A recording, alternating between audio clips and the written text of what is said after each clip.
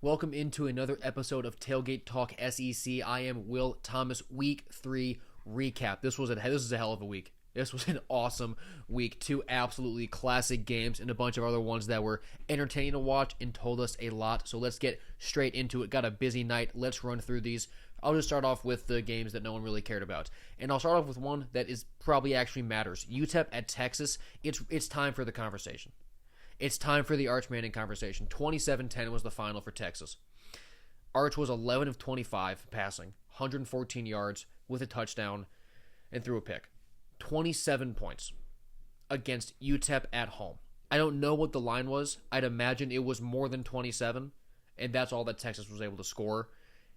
I was worried about Arch coming into week 1 at Ohio State. I thought that was going to be the game where he struggles. But he was talented enough where he's able to come home, get 3 home games against cupcake teams, and really get ready to go for the SEC. That has just not happened. He's looked bad. He's looked so bad at home against these cupcakes, and it's time for the conversation. He's either just not what he's meant to be, and the last name is what's got him this far, or he's hurt. I think there's a chance that he's banged up because of the videos that we saw of him throwing, or he's just not ready yet. And I think all 3 of those are legitimate options. I would say that the least likely one is that he's not a good quarterback, because talent is talent. You know, the name got him places. The name didn't get him everywhere. I believe he's absolutely still a talented quarterback who can be good in this league. But man, I think he's too young, and I think he's hurt. And at that point, you really have to make the coaching decision to what is the best option for him and for the team. We'll see what Texas does. I mean, their defense looked pretty good. They forced 2 picks, only allowing 10 points is good. 50 yards on the ground for UTEP, 2.2 yards per carry. It was good. But, I mean, Arch, 4.6 yards per pass. Like, it's just a problem.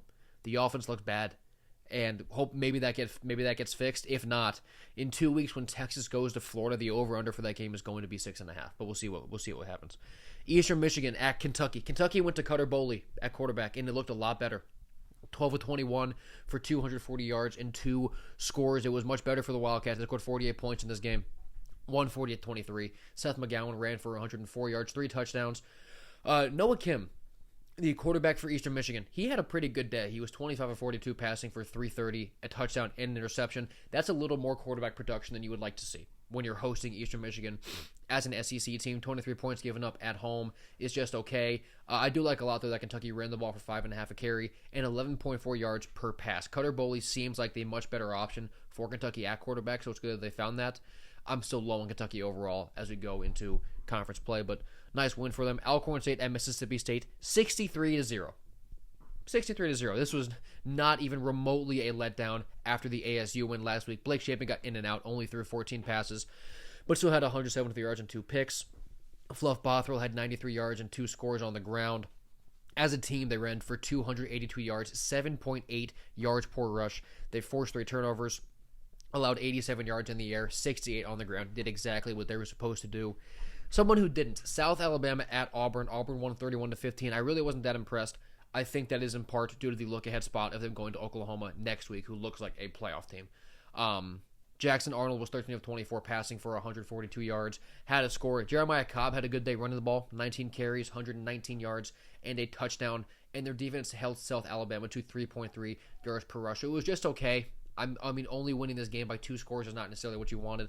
I'm not going to overreact because we've seen them handle business already. Like, that road win at Baylor is a very good win. I think it was just a look-ahead spot and not like an overreaction to, oh, Auburn sucks. I think it was just a look-ahead spot. Louisiana at Missouri. 52-10 Missouri. Did what they were supposed to do. This offense is so good. Ahmad Hardy, Missouri's running back, 22 carries for 250 yards and 3 scores. Marquise Davis carried the ball 20 times. He also broke 100. He had 113 yards and a score. Bo Pribula was 15 of 22 passing for 174 yards and 2 more scores. I mean, just total dominance from Missouri on the ground. I was so excited about this running game coming into the season. That looks correct. But the fact that they also have a passing game that I did not see coming to complement it makes them really, really dangerous. And I'm really excited to keep watching Missouri this year. Oklahoma at Temple. I thought Oklahoma was in a classic sandwich spot after beating Michigan with Auburn coming in next week. Then they won 42-3. They won 42-3. John Mateer was 20 of 34 passing, threw for 282 and a touchdown, had a pick also. But Torrey Blaylock ran for 102 scores. Isaiah Sategna III, 7 catches for 97 yards, a big game for him. They won the first down battle 29-7, did Oklahoma. They won the total yards battle 515 to 104. It was total dominance. They avoided a look ahead and a letdown spot. Now they get to go home and play Jackson Arnold in Norman. That game next week is going to be awesome. Wisconsin at Alabama. One of my best bets was Bama minus 20.5. They looked great. 38-14 win for the Tide. Ty Simpson looks really, really good now. 24 of 29 for 382 yards and 4 touchdowns. Didn't really have that much of a ground attack as a team, but they did not need one. Ryan Williams was officially back. 5 catches for 165 yards and 2 scores. They won the total yards contest 454 to 209. Won the turnover battle 2-0. Had 12.7 yards per pass. Wisconsin just had 6.9. Bama looks really, really good. Ty Simpson looks really, really good. That passing offense is a lot more dynamic. That means, to me, Florida State is an awesome team. It means Florida State is really, really good. I know I said really, really good 95 times, but that's just the best way that I can put it. But Bama is not that at all. Bama is not that at all, especially in an SEC that is as wide open as it is this year.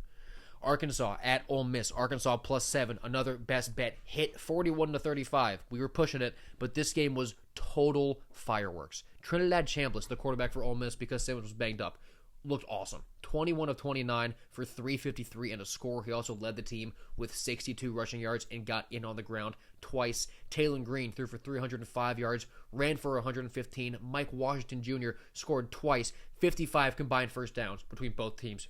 1,001 yards combined for both teams.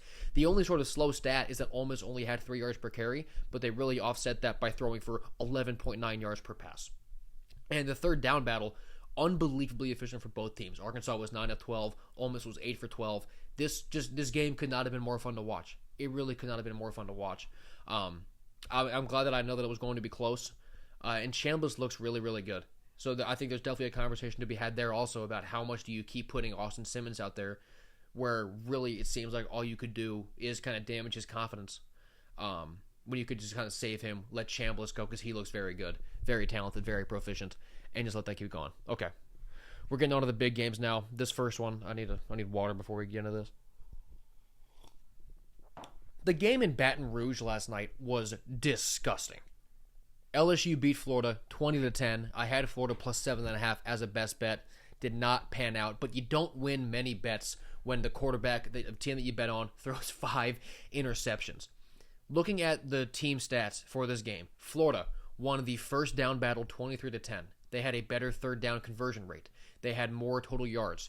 They had less penalty yards, and they had almost 38 minutes of possession. Every stat in the box score, it seems like Florida won. And what's funny is that this is the total inverse of last year, where LSU kind of had that same sort of dominance and Florida beat them by double digits. Florida, man, scoring 10 points with 5.9 yards per pass, 2.9 yards per rush. And every pick for Lagway was it was terrible, not just because it was a pick, but none of these were like tipped at the line and caught. None of these were ricochets that were picked off. These were all just horrible reads into either double and triple coverage or him missing spots by a lot, to the point now where DJ Lagway is a problem. He is a serious problem that is limiting the Florida offense. It's conditioning, it's bad decisions, it's a lack of experience, and he looks like a guy who needed to get shoulder surgery this summer and didn't get it. Because that's exactly what he is. There's not a lot of zip on these throws. They're lofting around, which helps LSU to pick him off 5 different times. I mean, something drastic has got to change for Florida. Whatever that is. And sure, you watch Lagway, like some of the balls he threw last night, especially to Aiden Mizell, they were perfect. Because he has unbelievable arm talent. But something is wrong. Because you don't throw 5 picks unless something is horribly, horribly wrong, either physically or mentally. And it's a disaster because Lagway gave LSU 10 points, right, with the pick 6 and then the pick before half that gave LSU a field goal. If you go into that game before it happens and you tell Billy Napier your defense is going to hold LSU to 10 points in Death Valley at night, he would take that 107 times out of 100. That is unbelievable by Florida's defense. It was so impressive what they did. And they lost the game by 2 scores. Because the offense that is being run by Napier is so ineffective to the point where it's giving the other team points. Florida doubled up giving LSU points than what LSU's offense got themselves. It's horrible. Something drastic needs to change. Jaden Ball only got 10 carries, and they threw it to him 7 times. You're trying to fix something that isn't broke. Sure, getting him involved in the passing game makes sense, but just hand him the ball. You don't need to get all intricate throwing him the ball out wide when you know that you can just work between the tackles and get ball yards. Hayden Hansen caught 7 passes. That is too many passes for Hayden Hansen to catch in this offense, given how much talent there is at receiver and how much talent there is at running back. That's my Florida stuff. LSU, I'm not impressed with LSU at all. Because I don't know what's wrong with them. The Clemson win now looks not impressive at all. Because Clemson is now 1-2. They just lost to Georgia Tech, and LSU struggled with them. They struggled last week versus Louisiana Tech, and they let Florida hang in on the road despite 5 interceptions. Florida was in that game till the end. They were, because at any point, if they're able to score one of those touchdowns, it's a one-score game. But Lagway kept throwing the ball away. They lost by 10. But that game was absolutely close. And we saw that by the box score, with Florida winning all those key metrics. Nuss was 15 of 27 passing. LSU ran the ball 25 times as a team for 96 yards. They were 4 of 14 on third downs. Really, when you look at the numbers, it was a bad game of football. It didn't necessarily feel that way watching it because it was an entertaining game to watch with those two teams play. But it was a bad game of football. And I came away really disappointed in both teams. Obviously, my pick, if one's going to turn it around, it's going to be LSU. I think Florida's dead. But both teams left a lot to be desired last night. I don't know where Florida goes. LSU, we just need to wait for that offense to click. That's all it is. Okay, Vanderbilt at South Carolina. This one was not as fun to watch because Vanderbilt is now officially dominating teams. They're dominating them. I had the over in this game. Didn't quite hit. We were short about 10 points. No Sellers kind of hurt that for South Carolina, but they weren't really moving the ball with him, though. So I'm not going to sit here and cry about him getting hurt and costing my over. Vandy's defense played really, really good. They won the turnover margin 4-1. South Carolina had more than double the penalty yardage. Sellers going out, like I just said, did hurt the offense, but did not lose them the game because they still outgained Vanderbilt. They still had more yards per pass than Vanderbilt. They just couldn't run the ball. And Luke Doty, when he did come in for Carolina, he had a pick and a fumble. But, I mean, the turnovers, you're going to lose every game, just about, if you go 4-1 on the turnover margin. And Vanderbilt capitalized. Pavia threw for 177 yards and 2 touchdowns. He did have a pick of his own. It was a very spread-out passing attack, and they ran the ball good enough. And I did think pregame going in that Vanderbilt was going to be able to contain Lenore Sellers. And they really did for the time that he was in. And then when Luke Doty came in, they obviously dominated that unit with him at the helm. They had 8 tackles for loss. And looking at Vandy's schedule, I believe it's Georgia State and Utah State the next 2 weeks. Vanderbilt is going to be 5-0 going to Tuscaloosa. Vanderbilt's going to be 5-0 going to Tuscaloosa, and they're ranked this week. I believe there were 20 in the AP poll that came out today. Vanderbilt is a real thing. They're such a real thing, and it's very fun to watch because 31-7 on the road in conference. Clarkley's got it done. He's got it going over there. All right, and then last two classics that I'm not sure we get games better than these all year. Let me have one more sip of water before I get into this. Thank you. Georgia at Tennessee, 44-41 in overtime. Bulldogs escape with a win. We could not have asked for a better game. 998 yards of offense combined, 51 first downs, 675 passing yards between both quarterbacks. That is not how anybody read this game going in, having this much offense. Gunnar Stockton shut a lot of people up. He played awesome. He was not just a game manager. He was very explosive. 23 of 31 for 304 yards and 2 scores. He ran for a touchdown as well. 9.5 yards per pass for Stockton. It was very explosive. They had 198 rushing yards on the ground as a team, did Georgia. And Josh McCray, he was not the focus back. That was Nate Frazier. But McCray had 7 carries for only 17 yards, got in the end zone twice, which included the game winner. Colby Young, Zachariah Branch, and London Humphreys, they all look really, really good at receiver out wide for a great trio for Stockton to throw to.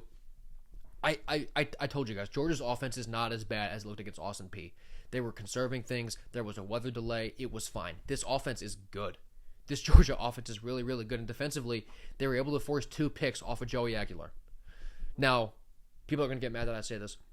Aguilar is exactly what I thought he was going to be in this game.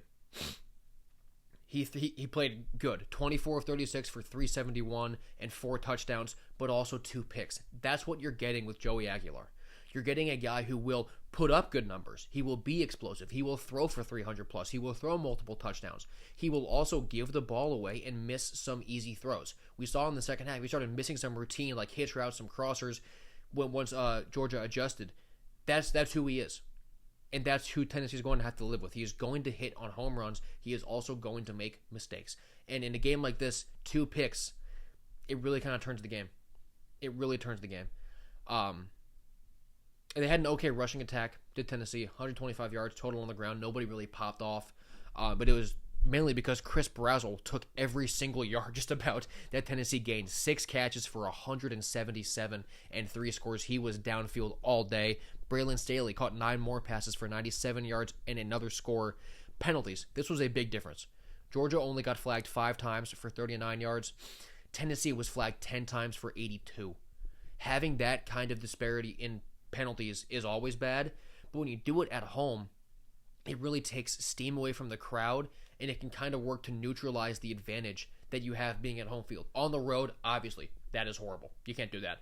At home, it's the same. It's kind of a similar story, right? Where you lose steam, you lose momentum, you let the road team get more comfortable, get into favorable situations, and we saw that happen. And we saw Georgia be able to come back from down 14 in the first quarter and be able to pull off the win. I was really impressed with both of these teams, though. This is the polar opposite of Florida LSU. I always thought Georgia was a playoff team. I did not think Tennessee was a playoff team. I'm now at a point where I would not be shocked if they're able to make it. They'd have to go 10-2. I think I'm not sure their schedule really has enough juice to be a 9-3 playoff team. So I think they also go to Alabama. That I believe is one of their hardest games. They have to go to Gainesville, where they really don't win, but Florida's going to be, who knows what Florida's going to look like in November at this point. So I think both teams could easily be a playoff team. That was an awesome game to watch. And so was this next one, Texas A&M at Notre Dame. One of my best bets was the over 49.5 in this game. I believe that was hit in the first half. Final was 41-40. A&M, just an awesome rematch from last season. The teams were so even. The differences in the team stats was crazy. There was only a disparity of 1 first down, 59 total yards, 0.5 yards per pass and yards per rush, both in favor of A&M, and it was an even turnover battle. What's interesting, I just talked about how the penalties really hurt Tennessee. A&M lost the flag battle in this game a lot. 13 flags for 86 yards compared to 5 for Notre Dame and 31 yards. They had more than double the penalties and double the yardage, and they still overcame it and won on the road. Another crazy thing about this game, Marcel Reed had a 46% completion rate and threw for 360 yards and 2 touchdowns. None of those stats make any sense, but that's why the sport's incredible. Le'Veon Moss was their only real running threat. He carried the ball 20 times for 81 yards. Not a great average, but he did score 3 times. And Mario Craver, how are we doing? Young man, 7 catches, 207 yards, and a score. Super explosive. Their defense forced 8 tackles for loss. CJ Carr, he had a good showing. I thought he played fine. 20 of 32 passing for 293, a touchdown and a pick. Much more Jeremiah Love. He had 23 carries for 94 yards, a rushing touchdown, as well as that receiving touchdown where he had a one-handed grab. Jadarian Price scored twice, rhyme of the day. And Eli Raridon for Notre Dame, their tight end. He led the receiving efforts again. It might just be how they operate. I don't love it. Now, this feels weird to say, given that they just scored 40 points. It was a good showing. They did have a defensive touchdown, but regardless. You have explosive playmakers out wide, like Jaden Greathouse, Jordan Faison, Malachi Fields, plus your running backs. It feels like going to a tight end, even though Raridon's a good player, it seems like you're sacrificing explosive and pop that you don't have to do. So I do still want to see Notre Dame go to their receivers more often. And their defensive front had 0 sacks, only 2 tackles for loss. They were totally outdone by A&M's front. And this was an awesome game. A&M deserved to win. They earned it. Notre Dame gave it to them, though. The muff PAT with 3 minutes left just cannot happen. Your defense goes out there with 3 minutes left. You know exactly what to do. In 30 seconds, A&M is on the plus 37.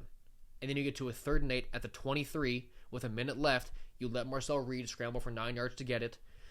On a 2nd and 6 with 54 seconds left. Back-to-back false starts by A&M. And in completion, you get to 3rd and 16 defensive holding. Just undisciplined play there. You still get to a 4th and 11 after that, just to give up Nate Borkircher's, only catch of the night in the end zone, his 2nd reception of the year. Tons of credit to A&M and Mike Elko for winning that game. It was gritty. It was clutch. It was tough. But Notre Dame let that one get away, and now they're 0-2. They lost their margin for error. They lost it. A 10-2 Notre Dame, despite their schedule and despite what a lot of people would like to believe, 10-2 Notre Dame is getting in the playoff. They just are. 9-3 Notre Dame, if they also lose to USC, just for example, they might not. So Notre Dame's margin for error is now totally gone. But it was just such a tough start for Notre Dame because I thought they played really well in both of those games against Miami and A&M. I thought they played very, very good. They've just played against great teams who have then been able to take advantage and beat them. So Notre Dame, I think they're good enough to go 10-2. I think they can make the playoff, but you never know what can happen in this sport. So Notre Dame's margin for error is really it's totally out the window. And for A&M, this was a massive win to kind of try and propel them forward to maybe finally getting over that 8-4 hump. Can A&M make the playoff this year in Mike Elko's second season? Can they make some noise? Can they make another run in Atlanta like they did last year? Oh, man. Awesome with college football. Just a fantastic week of college football. Week 4 right around the corner. We will be previewing that all week on the socials. I have been Will Thomas. You can find me at W Thomas Sports on Twitter. Tailgate Talk SEC just about everywhere. Thank you guys so much for tuning in to this episode, and I will see you next time.